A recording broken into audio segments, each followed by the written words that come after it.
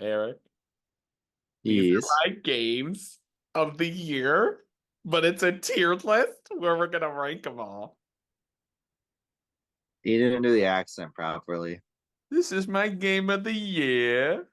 There you go. Better. Everybody, let me tell you, I'm so excited for both of these. When both of these come out, my tier list, Eric's tier list. Um, First off, you should not be watching this if you don't know any of them because we are spoiling, like all of it spoiled. So go watch all of them. This is your spoiler warning for both of our lists. Do not watch this unless you don't know or if you don't care. You should go watch all of the Game of the Year casts because we dive into the games that are going to be discussed on both of these that are going to be on here. But Eric and I were bringing up halfway through it. I'm like, it'd be really cool for us to like rank what our games of the year are in order of how good we think they are versus each other. And I thought that was such a cool idea. And I was like, yeah, we should totally do it.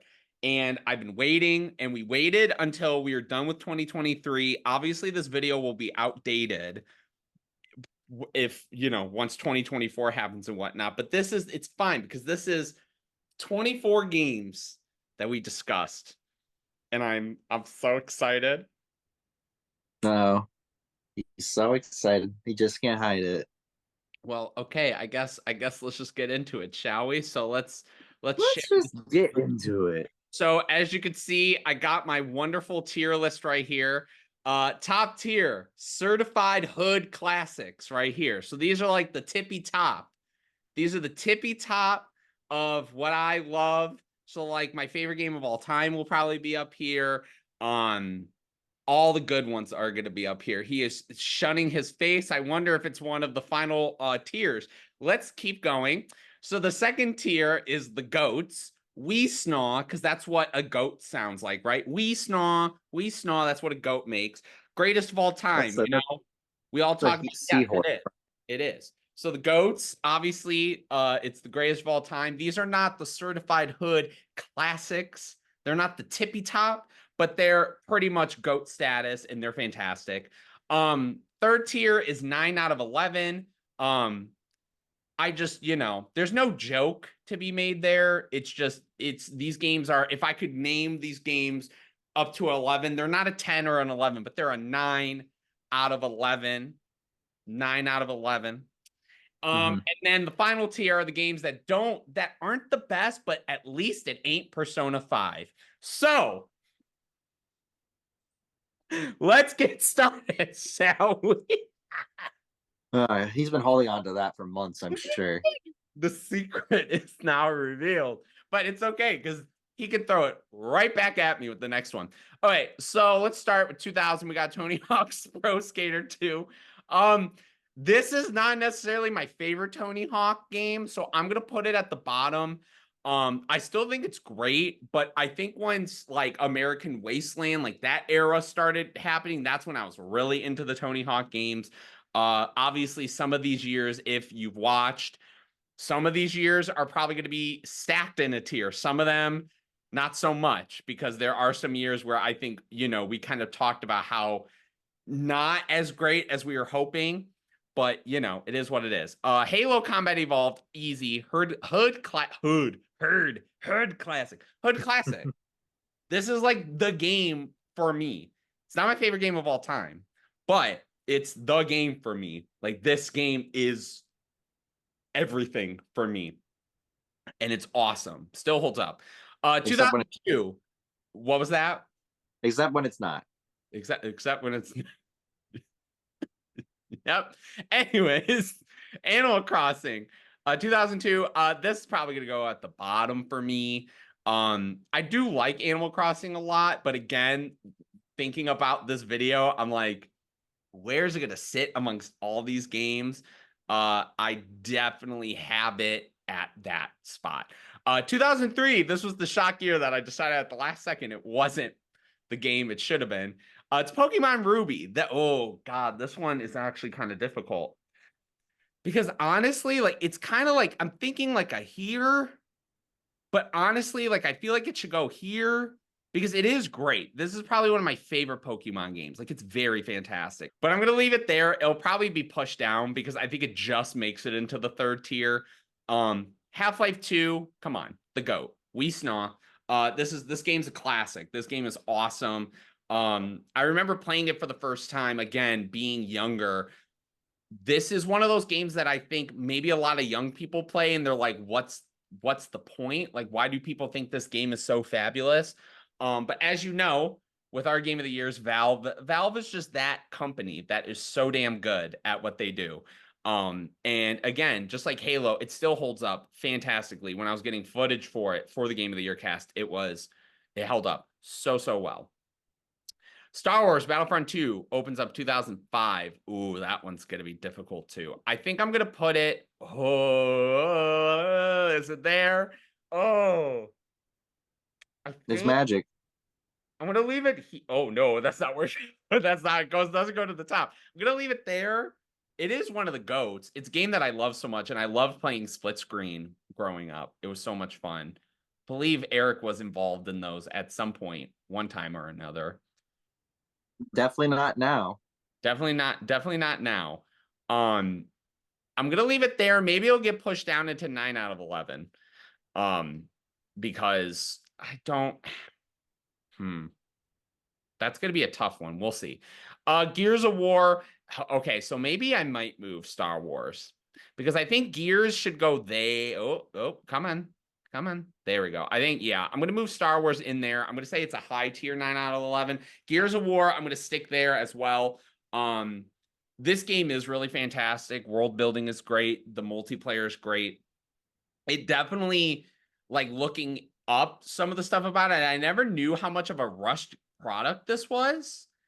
Like, this was a game that was actually like rushed through production and it still holds up very well. And I don't know, like it's fantastic. I know this is definitely one of those series that it's a little bit divisive with people, but I think the OG days of Gears of War was fantastic, and I still think the first one is fabulous because a lot of the set pieces are well done and whatnot. Halo 3 obviously has to be at the top because that is the certified hood classic right there. It is my favorite game of all time. It's phenomenal. That was 2007. So is Fallout 3. This game is also the shit. And I think after watching Fallout, it made me think about Fallout 3 a lot more and appreciate it a lot because I think the DLCs are great. Even the ones that aren't that fantastic, really the only one I can come to mind with is like Mothership Zeta, because Operation Anchorage had cool equipment and what it was doing was interesting. Mothership Zeta kind of was like at the end there, they were like, hey, you know that Easter egg? We're gonna make that a DLC. It's fine. It's not the greatest thing in the world, but it doesn't hinder the fact that Fallout 3 is fantastic and is one of the most important games to me. I think the story and everything about it is awesome. Uncharted 2. Yeah, that's going into the GOAT conversation. Come on now. Uncharted 2 is awesome. We had a conversation about Erik's definitely the Uncharted 3 person. I'm sticking with Uncharted 2. That is still one of those ones that I remember seeing gameplay for it and thinking to myself, this is a game I need to get when I get a PS3, and it's fantastic. The fact that this got a sequel, because the first one is very odd and strange. That second half is all over the place, and it's shocking that Sony put money into a sequel, but I'm glad that they did. So many great choices in storytelling here. It's awesome. Um, Mass Effect 2, I think, is also going to be in the GOAT conversation. I think it's going to be above Half-Life 2 because I think Mass Effect 2 holds such a big part of it's kind of like Fallout 3. It's like the story, I remember playing it so many times. There's so many memorable moments to it. The gameplay is really great. I just remember all these fun stories and, like, you know, Erik and I kind of chatting about our different character playthroughs and stuff. And all the things that this game had to offer and like the opening. We talked about this in the Game of the Year cast. I think the opening is one of the most ballsy things to do in an established franchise and a new franchise. Like it's very unique and very interesting what that opening sets the stage for the rest of the game and all the choices that carry over. It's awesome. Arkham City. I think Arkham City, Arkham City is in the GOAT, but where in the GOAT? I will. I'm going to put it in between Half-Life 2 and Mass Effect 2. Another sequel. Look at all the sequels. All these sequels. All these number twos are lining up the GOATs. Arkham City's pretty awesome. I do think when it comes to, like, if I were to fight it up, put it up against Mass Effect 2, I think there are some story beats that kind of hit a bit of a lull. Like, the storytelling I don't think is as tight because it is a lot more ambitious. And I think a lot of what the structure of that game's doing, again, there's a lot of moving pieces. I don't think it's bad necessarily, but in comparison to a Mass Effect 2, but I think the gameplay and the shooting up, like the gameplay shoots up from the first game in terms of the uniqueness and the open world aspect. I remember seeing that first trailer, Ain't No Place for No Hero. And I was like, whoa, this is so cool.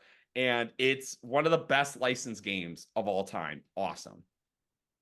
The Walking Dead is gonna be in the middle here. I think it deserves a 9 out. It deserves to be in that tier between there. Um, this game made me cry, and I think when these games were kind of unique and there was like a niche audience for them, they were very solid and very well done. And I think the first season of The Walking Dead, I haven't been doing years, by the way. We're in 2012 now. Um, and we're rocking and rolling. But I want to. I'm trying to adjust our. I guess I could do it. I'll do it like that instead. Yeah, it's still a fantastic game. I really can't wait to get into it again because I've only really played the first season, and then I did 400 days, and I played some of season 2. But I need to. I think I just want to do a whole playthrough of the entire series when it gets there. Um, I mean, The Last of Oh, nope. That is not where The Last of Us is going. Yeah, The Last of Us has to go up there. I mean, again, it's one of those games that is, not challenged, just more so like I know a lot of people have their opinions on it and what it is, but I think from a pure storytelling standpoint, it is at least in the GOAT conversation. But I just think it's one of those experiences where like playing it for Jade and like that was the third time going through, or no, it was only my second time going through it. Just all the little nuances. And again, for a game where you can clearly point out the moments where maybe the pacing is not the best or it's like a video game at points, it doesn't hinder the experience for me. I think it definitely sits like amongst some of the best games that came out at that time. Obviously, as you can clearly tell with the row that we're about to hit the lull part, but it's still great. And I think it's an experience that, now obviously the show's out and successful, you should definitely check out because I think there's a lot of great differences between the two. I'm curious that out of all your 9 out of 10 or 9 out of 11s, um, that Battlefront 2 is the top of that list. That's kind of shocking to me. I love Um, Battlefront 2. I think Battlefront 2, like it just what they did with the sequel, it's like not much, but it refined little things and just all the new stuff they added to it. And I think I'm going off of just like my instinctual, like obviously the artsy kind of was it a good story? Did it play like that stuff's included, but I think my personal like infatuation with the game comes out more. Um, because I think out of those four in this list, that one's the most impactful for me when it comes to a game that I had growing up. Um, I mean, you did say it best. You were talking about all the 9 out of 11s. Titanfall, I think will be at the end of that list. I think Ruby is definitely better in terms of my experience with it, but Titanfall's a hell of a game. We've talked about it. Turned into Apex Legends, and you know, it is what it is. yeah, Again, it got me into multiplayer games again for a bit of time there. That was shocking. So it did its job, I guess. Um, Ori is definitely going to make it at the bottom. It is better than these two, I think, for sure, because again, the environmental storytelling is there. The gameplay is really well done. It's a bitch of a game, though, at some moments. Like, holy shit. But again, the Metroidvania aspects are really well done. Um, Again, there's really not much to say about it. I don't think the Ori games are bad in any way, shape, or form. But I think we talked about that year. There was a lot of other big games that came out that year that I just didn't get to. And this one, out of all of them, was probably the most obvious one that I wanted. So yeah. Inside, I think is gonna make it into the GOATs. Is it gonna make it that high? Probably nah. I'm trying to think because it had an impact on me. Like it's very well done. I'm gonna slot. Oh, does it go above? Yeah, you know what? I'm gonna put it just above Uncharted 2.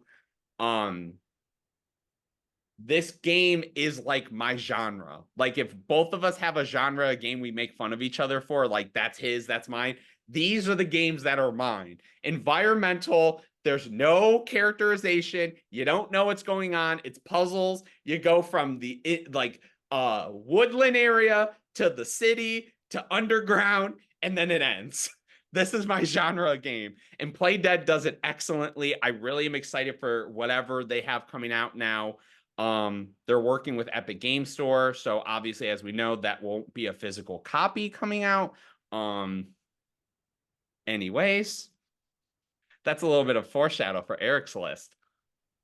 Anyways, oh, so what do we got here? Super Mario. I'll put it above Battlefront. Super Mario's pretty dope, if I can put it there. Super Mario Odyssey.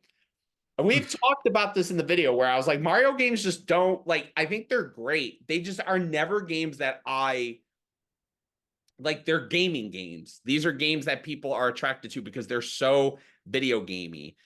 But I think this one succeeds. I think just the creativity's there. It's very colorful and lively and exciting. And I think it's a really well done game. And I still haven't even really 100% beat in it. So I'm excited to jump back in and do more.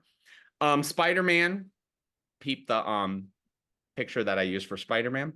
That's gonna go in certified hood classics. This was the only inside joke that I had besides the stupid tier list was the fact that I took a screenshot of the old Peter Parker. Restore Peter Parker to his glory days. Yeah, Spider-Man is fucking awesome. And I think where maybe Arkham City kind of has a few low moments of the ambition and what it's doing, I think the Spider-Man game is pretty flawless from a gameplay perspective and a storytelling perspective. I think it has a good flow. I think the mechanics of it are good. I really think the way that they do kind of the twist villain at the end where it's Mr. Negative and then it kind of becomes Doc Ock. I don't think it's done in a bad way. I know a lot of people think that's a boring, what's the word I'm looking for? Trope, where it's like, oh, well, we just spent all this time set. But I don't think it works for both characters. And both of them are leaning off of each other with their stories. And we obviously learned some stuff about that. And it's very well done in that regard. Untitled Goose Game. Pretty fucking great. This is really nothing more. The music's great and the design's great. I'll do low tier of 9 out of 11. We'll do that. It's a pretty great game. I think it's very charming. And if you haven't played it, you should definitely play it because it's awesome. And maybe Erik and I will do the big walk when it comes out. Doom Eternal. Doom Eternal is I don't think it should be in the GOAT conversation because I definitely think there are maybe elements that aren't as tight as some of the games that are in the GOAT. So I think I will put this above Mario. It is a fucking awesome game though. If you haven't played the new Dooms, it is really, really awesome. Psychonauts 2.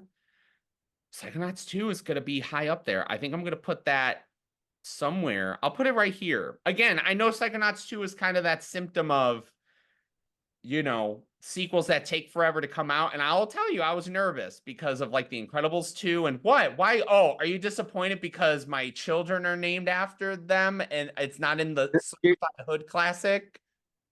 Like you care about this game so much, and then you're like, it's like second tier to you. But in reality, if I'm looking at this right now, Psychonauts 2, because like legit, honestly, up until like Doom, even like Star Wars Battlefront 2 in a way, like the amount of love and like excitement I have for these games it basically goes into the third tier almost. I'm not saying the last tier is like bad in any way. Um, Especially like Tony Hawk, that game still slaps. But like when I'm talking about if I'm pitting them up against each other, It's just funny because you sound like one of those people on Google that puts like a half-star review and says, "I always eat here. I love it so much." I'm sorry, children. One of them's knocked out on the box down there. He's like, Raz is down there. He doesn't even care that Psychonauts 2 is there. Look, when it comes to the ranking of all these games, I don't think it stands up to these other ones.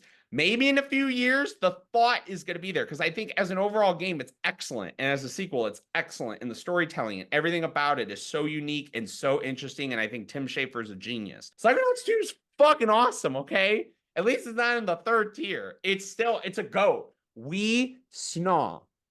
But it's okay. You know why? Because Vampire Survivors, obviously 2022 is the top. It's even in front of Halo 3. Let's but nope, it doesn't even It Halo won't 3 said, I am not moving. There we go. All realist, all if I were to be realistic, I'd put it like there. I think it's a fucking awesome game, and I think you all gotta play it. And I want to play it again soon because there's so many new updates. But it's fucking awesome and it's so simple and the whole like the mechanics of it. And Erik is really big on roguelike games. He's very big on roguelike games. And he likes to introduce me to a lot of them. And I know Vampire Survivors was one of those ones where when I played, I'm like, oh, this is my roguelike. This is what I want to show Erik. Because I just think it's so quirky and it's so fun. And I've been hearing about it for so long, and it's pretty awesome. It's pretty stellar. Um, and again, it's coming to PlayStation now, so you can definitely check it out. And then last but not least, it's Hi-Fi Rush. See, this is the upsetting thing because Hi-Fi Rush, I look and I'm looking at all these tiers right now, and I'm going, oh my God, is this gonna be like really low? I think it might be because it's a surprise of a game. I really appreciated it for that. And I think with the year of games we had, everyone was talking about like certain games, and Hi-Fi just stood out because of what it is and the music part of it and the colorfulness of it. I will put it, I'm going to put it in between Gears and Ruby because I think it stands on its own for what it is. I don't think it's obviously the greatest thing of all time, but I definitely am like, it's still great for what it is, and it does what it does well. And again, it was shocking to me because it's a story that has been done a bunch of times, but I think their style worked really well with it. Oh my God, I'm looking at it. It's done. Is there anything I screwed up with? I don't think so. I think this is it. I think this is how I rank my games. So what? So Right. Halo, Fallout 3, Last of Us, Spider-Man, Mass Effect 2, Psychonauts 2, Vampire Survivors, Arkham City, Half-Life 2, Inside, Uncharted 2, Doom Eternal, Super Mario Odyssey, Star Wars Battlefront 2, Walking Dead, Gears of War, Hi-Fi Rush, Pokemon Ruby, Titanfall, Untitled Goose Game, Ori, Tony Hawk Pro Skater 2, and Animal Crossing. Animal Crossing is the worst game of all time. You heard Yeah, it it's here the worst first. game of all time. But it's better. It's at least it's not Persona 5. And on that note, all this just to make Erik facepalm at the beginning of the video. But you know what? It worked out because it made me happy. This is my tier list for all of my games from 2000 to 2023.